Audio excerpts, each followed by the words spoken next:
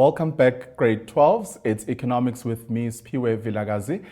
Just before the ad break, we were looking at the difference between the MPC and the MPS, and we said that the MPC, it's all about what we're spending on consuming, and then with the MPS, it's all about what we save. So moving right along, so the consumers can do two things with their money. So they can either spend it or save it. You know, we all find ourselves in that situation once we've received our income. So we have to do a budget of some sort and say, you know, I've received 100 Rand, so what am I going to do with it? So you're going to need to make a decision as to what you are going to save and what you're going to spend. So when you receive money, you either save, you either spend or you save. Okay, you can see that I'm all big on saving, that we should save all the time. So the proportion spent shows the marginal propensity to consume. So that is what is being spent. And the proportion saved shows the marginal propensity to save, which is the MPS. So MPC plus MPS equals to 1. Okay, so here we save, and then over here we spend. So just remember that. Okay, moving on. So here are some of the symbols that we use, because I still, come across one or two students that are not still familiar with the symbols that we use when we are looking at the multiplier. Okay, so K will be the multiplier, and then Y will be income. Okay, so the bigger the MPC, the bigger the size of the multiplier. The higher the MPC, the smaller the multiplier. Okay, right, so bigger and higher. So just be aware of that, and also of the terminology that is being used in this section. So the bigger the size of the multiplier. Okay, and then the higher the MPC, and then the smaller the multiplier. So just remember that relationship that we come across. Let's just go back there into that page. I'm just going to move down. Okay, and then the formula, as we come to the important part, the formula for calculating the MPC basically the formula for calculating the MPC, that is what we're going to start with. And then also we will know that the MPC is used to calculate the multiplier. All right, so I think most of us are very familiar with this particular formula where MPC equals to 1 minus MPS, because I think that's the one in most textbooks I see that we use this particular formula. And then the MPC, just remember that it is used to calculate the multiplier.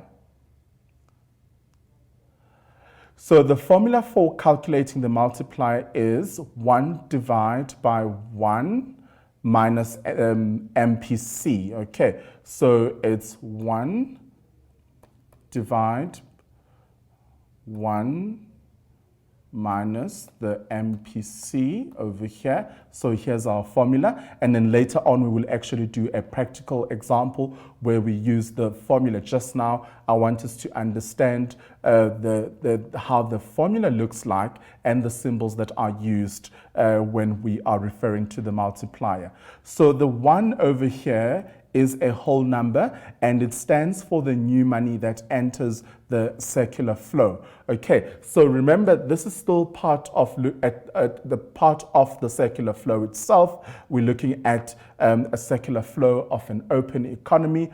So 1 as a whole number will represent the new money that enters the circular flow. First, we subtract the MPC fraction from the whole number, like we have done over here. So that is the first step that we're going to do. Then the second step, then we divide the whole by 1 minus MPC, and the answer that we get becomes our multiplier. Okay, so this is just a nice way to sum up how the formula works, that we first subtract the MPC fraction from the whole number, then we divide the whole by 1 minus MPC, in which is the fraction, and then the answer then becomes our multiplier. So just remember that process when calculating the multiplier.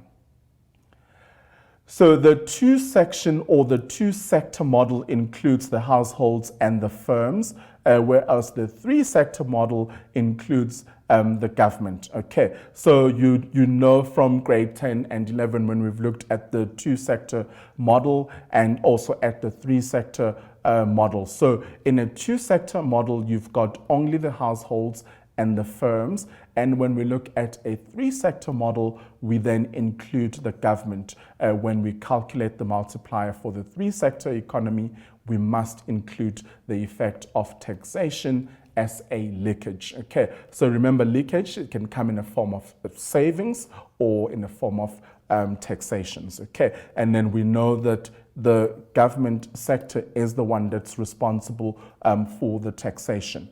Okay, so our formula for that, so just also remember the difference between the two-sector model and the three-sector model as well, and know that in a three-sector model, we include the government because we need to include the effect of taxation as a leakage. And then our formula will be as follows. So we're going to have K, so I'm just going to pull the screen down. Awesome, there we are. So our formula will be K equals to 1. Remember, K there represents the multiplier, and then we divide by MPS plus MRT. Now, MRT, so because now that's a new concept that's coming in, because we know about the MPS and the MPC. So MRT is the marginal rate of taxation. So just remember that, because now if we're looking at a three-sector model, we need to include government, and we're looking at the effect of taxation as well. And if we're looking at taxation, then we're going to bring in the MRT, which is the marginal rate of taxation. So just remember this particular formula when you are looking at a three-sector economy. And then in the four-sector economy, we include the foreign sector.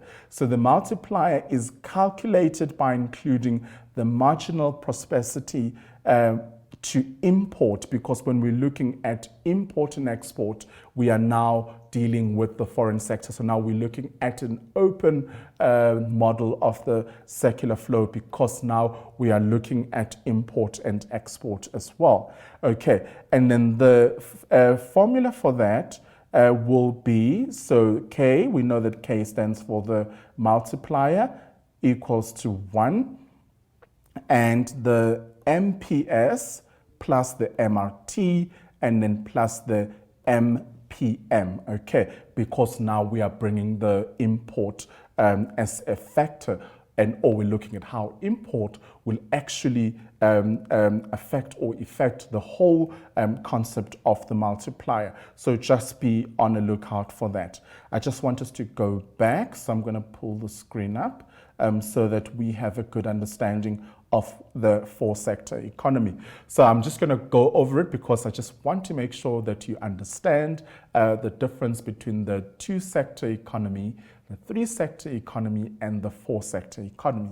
So in the four-sector economy, we include the foreign sector when we calculate the multiplier, because now we are looking at the marginal propensity to import. So then that includes the foreign sector. Whereas in the three-sector economy model, it was just households, firms, and government. And then in the two-sector economy, we're looking at the households and the firms. And then we've looked at the formula for each of those sectors. So moving right along, we know that when we talk economics, in order for us to actually have a good understanding, we have to look at something using a graph. And then that gives us a more practical example of what the multiplier looks like if plotted onto the graph. So let's do that. So let's get going at that. So let's have a look at our graph.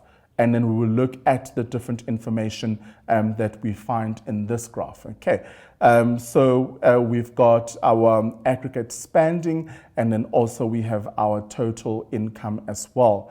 It's looking at an increase in aggregate expenditure. So let's have some discussion around this. So in the above sketch, we know that E will be the original equilibrium. So here it is over here. So this is our original equilibrium, okay? Because we know that the more interaction we have, the equilibrium point could or would possibly move. Okay, and then Y is our original income, okay? Hence, I was looking at the symbols earlier on, the symbols that we use when calculating the multiplier, because those symbols become very important when we are working with graphs. If you don't know what a symbol means, then you're going to have difficulty in answering questions based on the sketch or on the graph. So here, Y is over here, and Y is our original income. So now we've identified two things in the graph. We've identified our original equilibrium, which is E over here, but also we've identified our original income, which is Y over here. Great. Now, change in investment spending is added, okay? So now there needs to be a change in order for a movement to happen, because if there isn't a change happening, then we're not going to have the movement. So when we bring in the change in investment spending, that will create a few things to happen. So what will happen based on this change? So our AE curve, which is the aggregate expenditure, will shift upwards to AE1. So let's see if this actually happened. Okay, now so we are looking at our aggregate expenditure, and now we want to see the movement that it has moved into AE1. So we can see the movement over here. Okay, so now we can actually say that because of the change in investment, this has triggered that our aggregate expenditure moves as well. So AE moves into AE1 over there. Okay, so that is caused by the shift or the change in investment, and then the AE curve, which is our aggregate expenditure, has now shifted upwards, okay, to AE1, okay.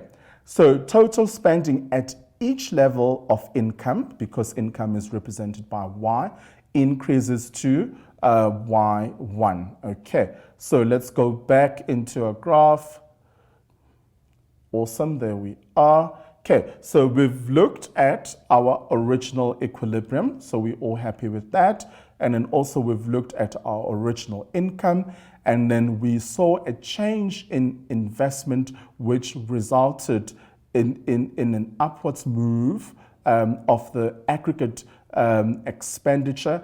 And now there's been a movement in our total income from Y, which is our original total income, into Y1 over here. So because of the movements that have happened in terms of the investment change that has happened in the aggregate expenditure, so that has resulted in the movement in the income as well. All right, so now we've looked at the original equilibrium, we've looked at the original income, the change that happened in investment spending, which was added onto the graph. And then also we've looked at our aggregate expenditure, where there was a shift upwards based on the change in investment spending that was added onto this graph. And also our total spending at each level of income increased to Y1.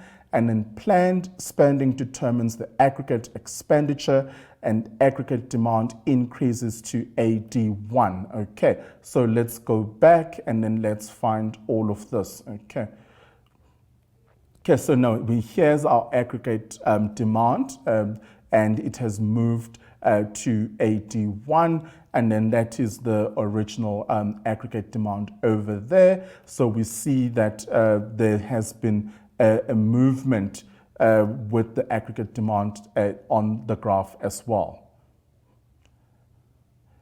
Okay, moving right along. Gonna pull the screen up. Okay, there we are. So we've spoken about the planned, and now we've got the new equilibrium position, which is at E1, and the multiplier effect shows that increase in income is greater than the change in I. Okay, so let's go back there.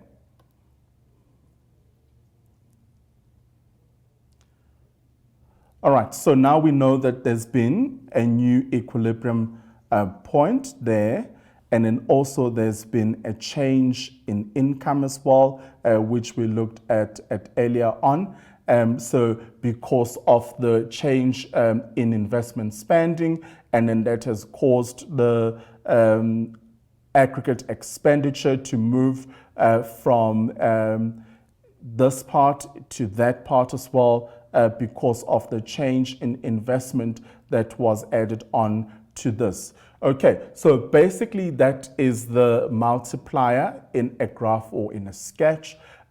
We've looked at income, we've looked at the change in investment, we've looked at the aggregate expenditure curve, which will shift upwards to AE1. Total spending at each level of income will increase, and planned spending determines the aggregate expenditure. And then there was a new equilibrium point or position. And then also we spoke about the multiplier effect that has just happened, where when we talk about the multiplier effect, we're talking about the actual re-spending effect that has happened, that, you know, my income became my spending. By me spending, the next person generated their income, and they also now spent their income, and another person benefited from that experience, and then also they were able to use that person spending as their income as well. Okay. All right, so the national changes in income, so total spending to total production and total demand to total supply, planned leakages and planned injections. So will be the national income changes when there's total spending, which does not equal to the production, when total demand also does not equal to total supply, when planned leakages do not equal to planned injections. Just remember these two concepts, just be able to explain them when asked in a test or in the exam, that a leakage is when the money is leaving the economy, that when we have an injection, we have money coming into the economy. And then for national income to change, or the national income changes when the total spending is not equal to the production, and also total demand is not equal to total supply, and then planned leakages are also not equal to the planned injections. We're going to take a quick short break, and I will see you right after this.